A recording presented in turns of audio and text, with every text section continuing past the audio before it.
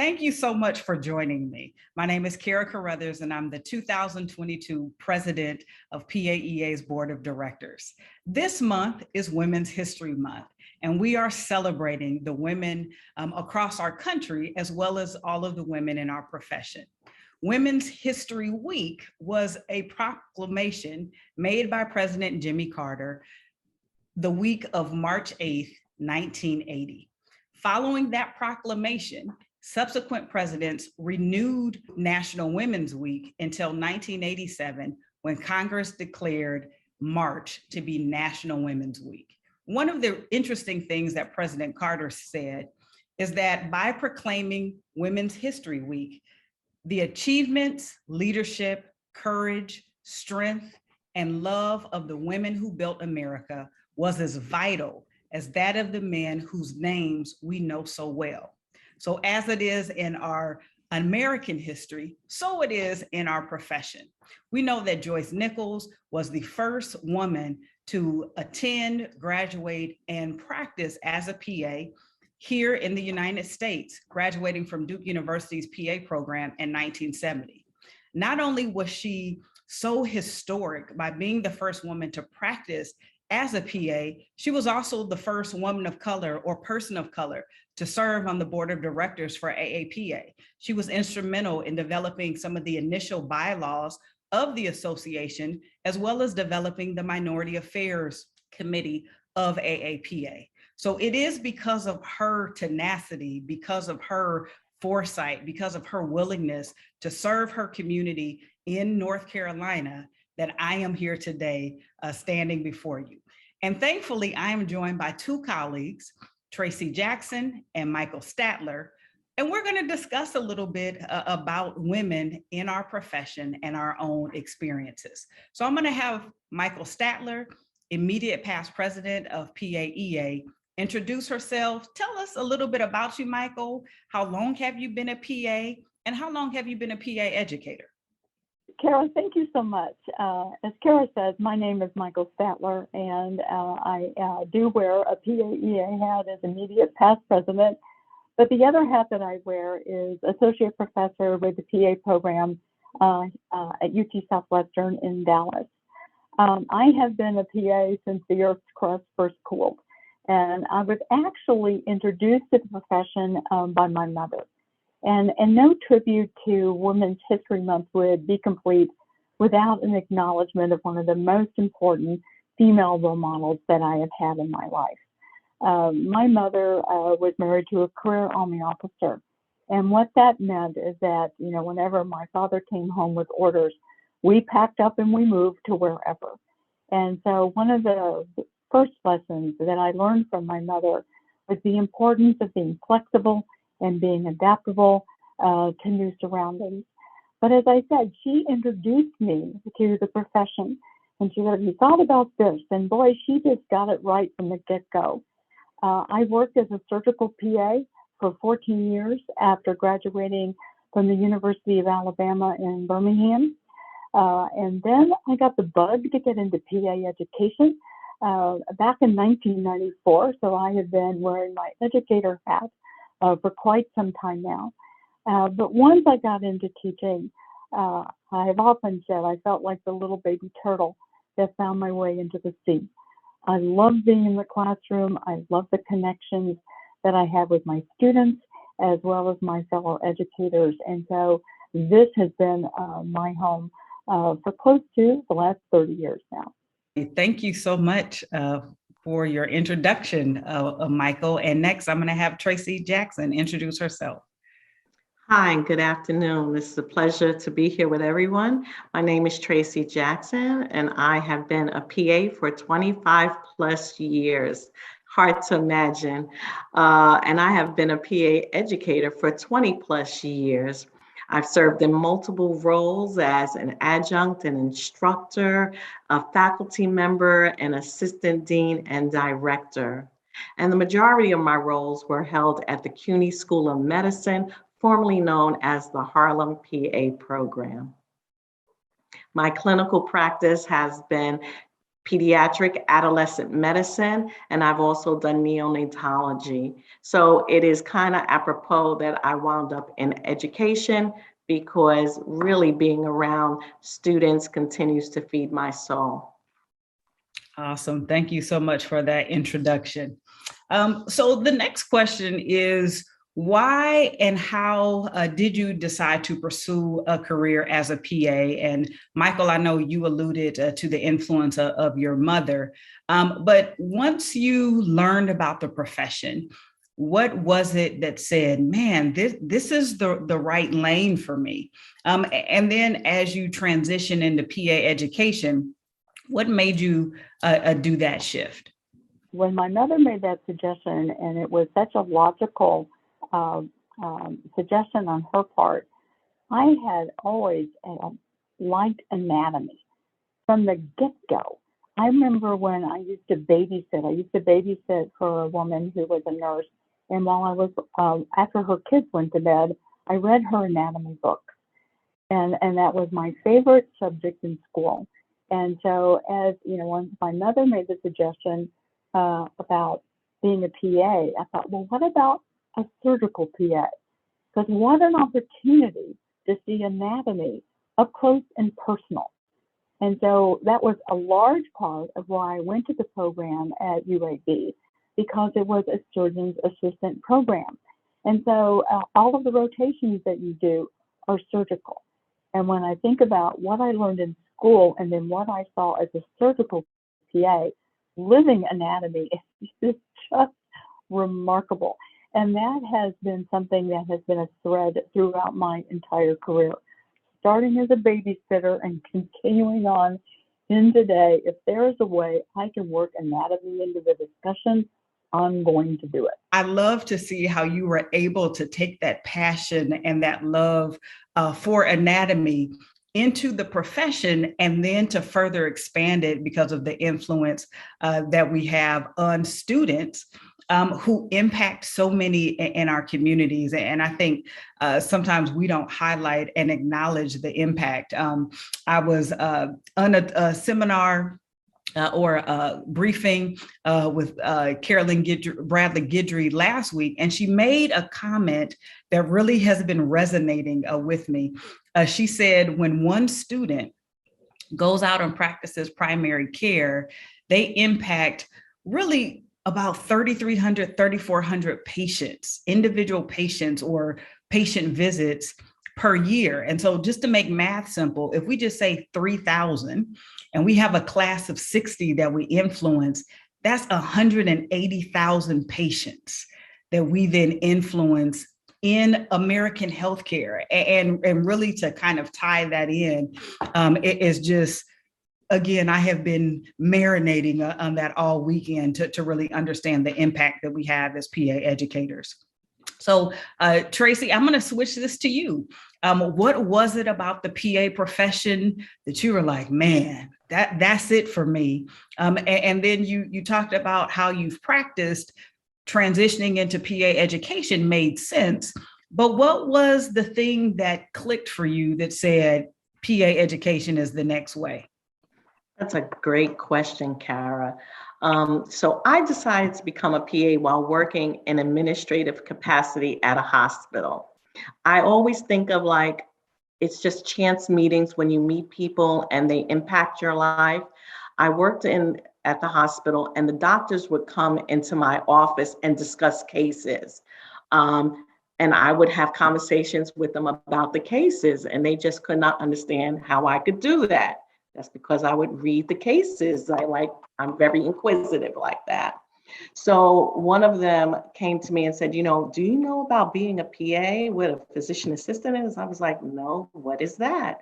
And they proceeded to share what that was. They were like, we really think that you would be a really good clinical PA. And they were the surgeons at the hospital. The next thing I knew, I was in the director of surgery's office, and he was telling me that maybe I want to consider doing this. And I'm like, okay.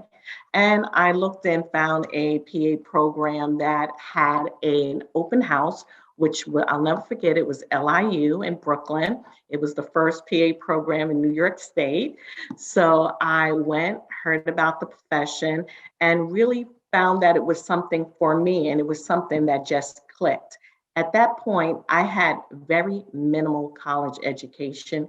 I had to go back to school and obtain my prerequisites, and I applied to PA programs and was finally accepted to the Bronx Lebanon PA program as part of their first class. And the transition into PA education for me kind of happened during my progress while I was in PA school. I started assuming leadership roles.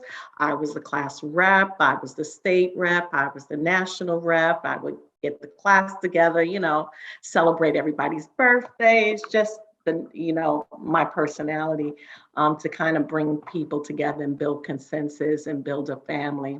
But also my faculty. The faculty that I had was really instrumental, and they were just very, not only nurturing, they were so knowledgeable, and they shared and imparted their knowledge and supported us to be very successful. At this point, it was really the first time that I saw people of color in front of a classroom, and the amount of knowledge they had really inspired me to do my best. They made it a safe space, and I really just wanted to, to do well. They taught us basically something that they always called ASK. ASK. They said, we could teach you all the skills, we could teach you all the knowledge, but you have to have the attitude. And we really didn't want to disappoint them. So there was like 4 or 5 of us who went into PA education after this because they kind of tapped you. That's awesome. And so there's something that you said that definitely, again, resonated with me because it's similar to my experience, is that it was your faculty that was instrumental in recognizing the leadership potential that you had, the capacity that you had to be an awesome educator. And they were able to foster that for you. And they continued to, we talk about mentorship, but they also sponsored you. So they created a pathway for you to come back to the program and to kind of get your feet wet teaching, because I think as students, we think our professors may not know what they're doing. And it's totally different when you have to stand in front of that classroom and teach and answer questions that you have not thought about. So that I think is definitely critical for us as PA educators, as we engage with our students, to think about who are those students that have the potential, how can we sponsor them, how can we create opportunities for them. So I am grateful, Tracy, that you took on that ask, because I know just from working with you and engaging with you, I think we first met at a PAEA conference, and I was like, she's sharp. I like her. So I am so grateful that you leaned into that. So Tracy, since you just finished answering, I'm going to have you start with this next question. And what do you see as the biggest difference in the profession for women from the time you were in PA school and graduated from PA school, started your PA career, to what we're seeing now? Okay, the biggest difference I would say now is that we have, of course, a female majority. Our profession was mostly male. I believe that I'll break it up into, I look at the education process. The education process, when we look at the prerequisites and things that are required to get into PA school and the competition to get into PA school is increased. We have more PA programs than ever before, and I'm sure we have more coming in the pipeline.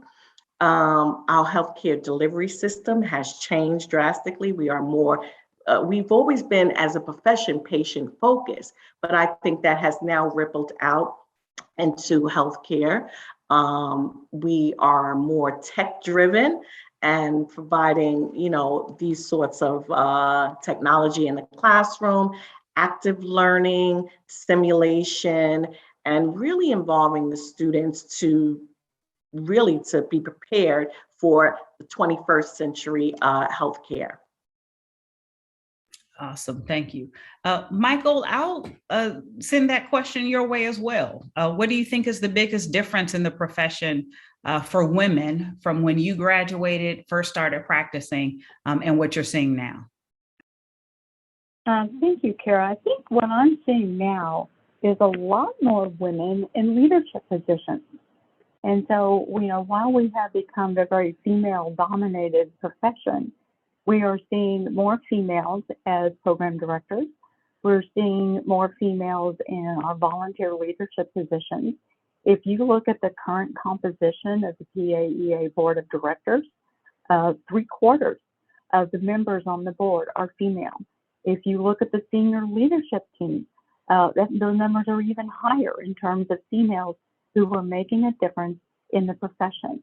If you look at the leadership for the cross org, all on the staff side are all female. 3 out of 4 board chairs from the board member side of it are all female. I've had such great female role models, both at the program level, but also at the professional level with PAEA. And Kara, here again, I think this may be something you and I have in common in terms of we have both been mentored by Stephanie Vandermeulen as a past president. And what did she challenge us to do? To be bold, not to follow, but to get ourselves out there and to take the lead and not only did she empower us, but she has enabled us to empower others. Absolutely. And I think what you just shared about Stephanie Vandermeulen, who is a fellow Nebraskan, so shouts out to her, that really does lend well into the theme of National Women's Month this year, which is women providing healing, promoting hope. And I think that theme is very powerful, not only for this year and this time as we're trying to recuperate and yet manage the pandemic, but really also the power of women in our profession for sure. So Michael, I'll kick this back to you. Can you mentioned Stephanie Vandermeulen and her charge for us to be bold. Can you think of a specific woman or a group of women who you feel have had the biggest influence on your career as a PA, whether that's as a practicing PA or a PA educator? The first person that comes to mind, and I go back to when I first started as a PA educator. I came on board as this neurosurgery PA. I thought I was just real hot snot because that was, my area of expertise. But I found that very quickly I didn't know anything about being an educator. But I was fortunate that I had really strong female role models very early in my career that helped to shape me as an educator. I remember in particular sitting in the classroom and watching Nish Orcutt, who was our academic coordinator at the time.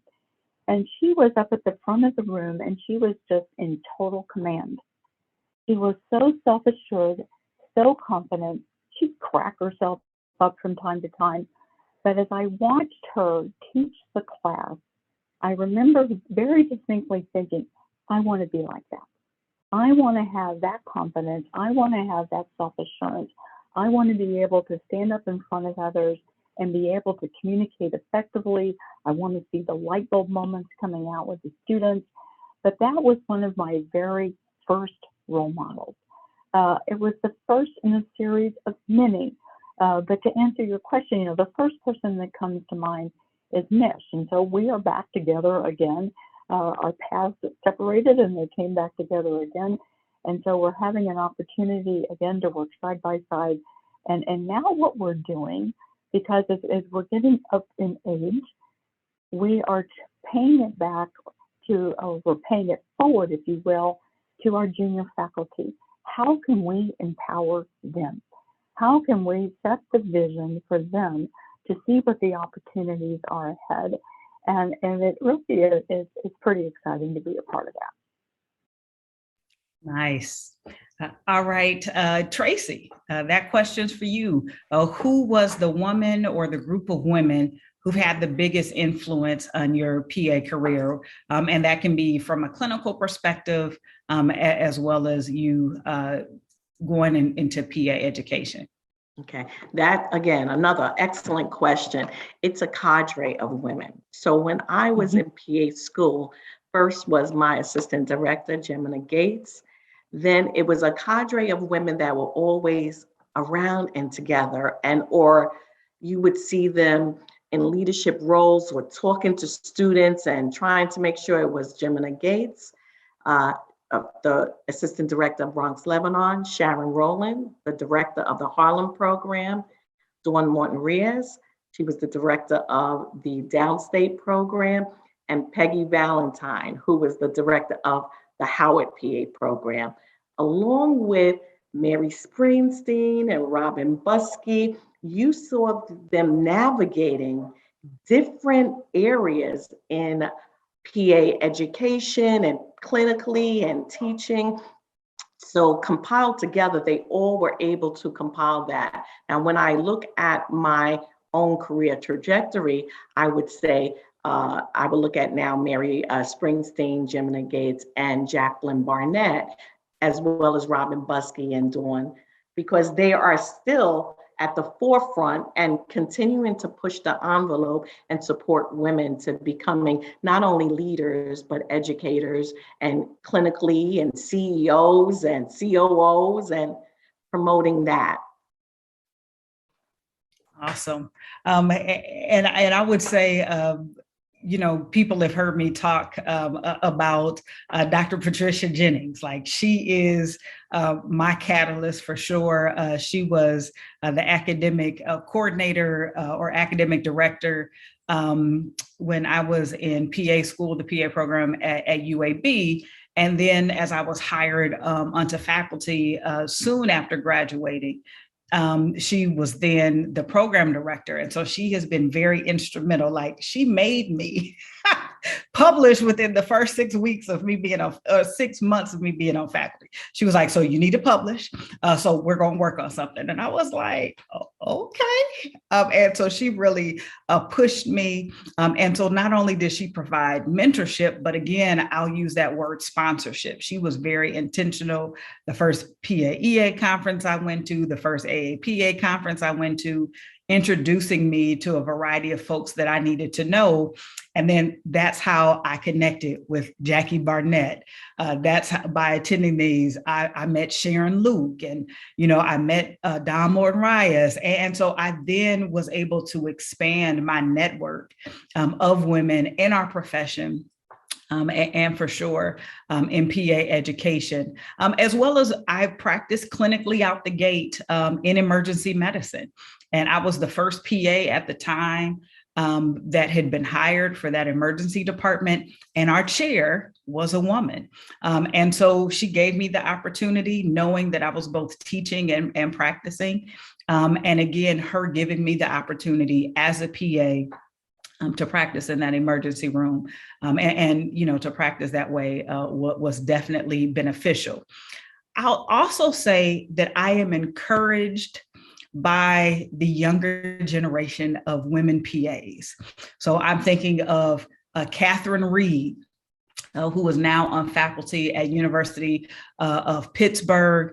She's the founder of the National Society of Black PAs. I'm thinking of Lena Ward, who is a clinical educator at Drexel University, who's a young woman that is very active in the community in the Philadelphia area.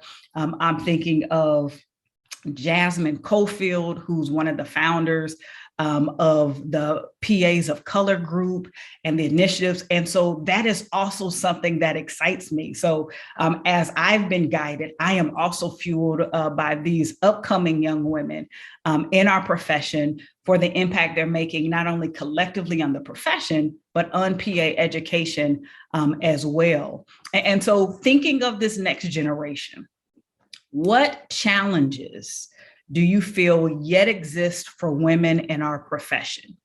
So we know that there are some differences and some lack of equity in pay. So there's some data from 2019 from Data USA that says on average, the average man that practices as a PA, their salary is about $140.5 thousand a year versus the average salary for women is $103,000 annually. So we know that there is a disparity, and we even know that is true in PA education.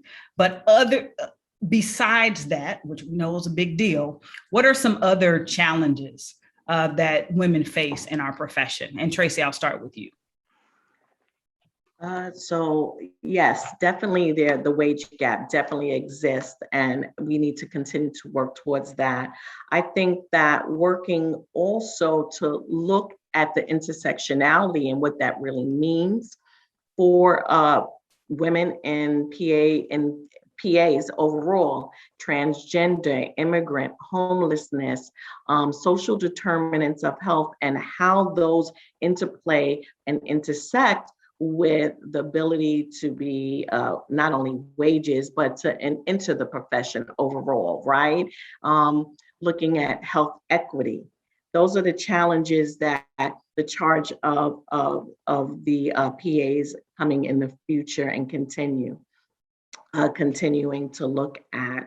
I would say the ability to prioritize their health and well-being, because as PA educators and as PAs overall clinically, you're always taking care of everyone else. And looking at how COVID is going to impact our patients and how that is going to play out over the next several years is going to be important for them. And looking at fostering inclusive environments for everyone to feel safe and productive as well. I think those are the challenges, and continuing to advocate for our profession as we continue to try to operate at the top of our license. Awesome. Thank you for that, Tracy. Michael, how are you going to change what are the challenges that you see yet exist for women in our profession? Well, and thank you, Kara, for that, as well as Tracy for your remarks. I think probably the thing that I would add to what you both have shared is finding their voice. You know, I know from personal experience, it took a while to find my voice, and having the confidence to be able to recognize that your voice is important. Our profession is at such a pivotal time right now. We're revisiting the doctoral degree. We're revisiting talking about, you know, the title for the profession. One of the central issues that is front and center is how do we increase the diversity of our profession? And so how do we inspire our new graduates to find their passion, whatever that passion may be? And so whether it's being intentional about efforts to advance diversity and inclusion, whether it is other professional practice issues, helping them to find their voice and open the doors. I go back to something you said earlier, Carrie, about sponsorship. How can we sponsor them to move forward to take on these new initiatives? And that said, I'm really encouraged, and here again, I go back to my board experience. We have a student member on the board, and our last 3 student members have all been women. And so, you know, currently right now, Cassidy McKinless is on the board. But prior to Cassidy, we had Mary Ruggieri and then Kathleen Hollick. And when I hear them and I hear the enthusiasm, the passion for the profession, the ideas that they have moving forward, I'm like, oh man, they got this. They totally got this because they're already on the path that's going to allow them to continue to move forward. Awesome. And I think that is a good point to think about that student position on the PAEA board and the 3 young women that have served in that capacity. They have added so much to our discussions, They have helped us think about various viewpoints and vantage points that the further we get away from our PA student experience, sometimes that gets a little fuzzy. So it definitely has been good to have them participate in the discussions that we've had to ensure that we're capturing the student viewpoint and we're not missing a perspective. And so with that, last question, 50 years from now, what do you envision for women in our profession? And Michael, I'll start with you. It is so nice to look into the future. and I think that what we are doing now has the potential to set us up for future success. Before we look forward, I think it is important to also reflect on how far we've come. When I think about what we have been able to what we've been able to accomplish over the last 50 years, and in terms of the growth of the profession, seeing more women in our profession take up the yoke of leadership, I think that paves well to move us forward to the next 50 years to continue to be an important and relevant provider involved in healthcare for our patients. I think our vision for Health for All for PAEA will help to shape those steps in terms of moving forward.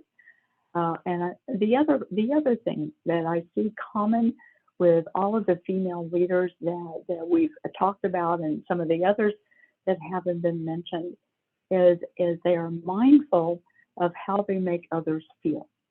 When you are able to make that connection and make others feel good about what you're doing, that just promotes continued growth and movement in a positive direction.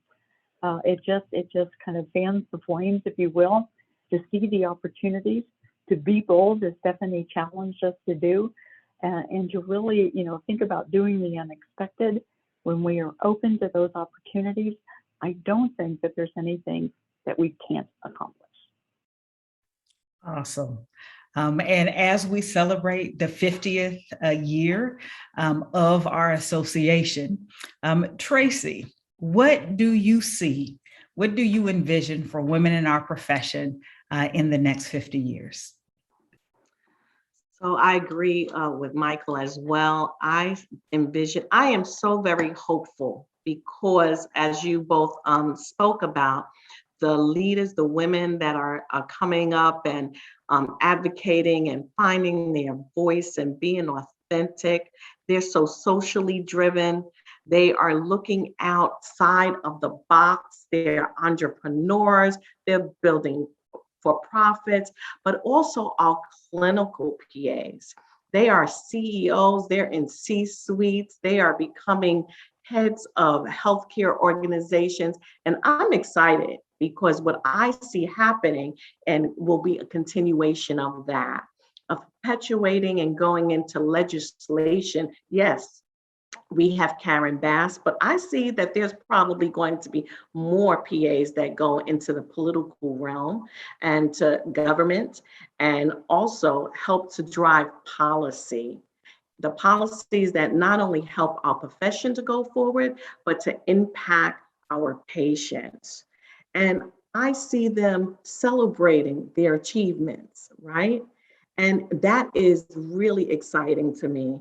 And exploring new worlds. Look, we had a PA that went to the moon. So if we can do that, I am very confident that we will continue to expand globally and our profession will continue to grow. Yeah, to your point, Tracy, we had a PA going to outer space. And man, if that is what the next 50 years looks like, boy, look out, world. You think the 69, almost 70% of women who are in our profession now are making waves. Woo! I don't know if y'all ready. So if not, y'all buckle up and let's get ready to go, because I know collectively, not only for us, the current practicing PAs, but the PAs that are coming along, that are getting into the profession, getting into PA education, and those women PAs future students that we've yet to teach and instruct, I think that we're going to be all right. We're going to be all right, and PAs will make a positive and sustainable impact on healthcare, not only in this country, but globally, because our profession is also expanding globally. And women are at the forefront. So we can't fail to acknowledge Lisa Alexander, who is in Ireland right now, helping to establish the PA program there. So I'm excited. I hope that you all watching are excited as well. And so thanks for joining us as we end this month of celebrating Women's History Month.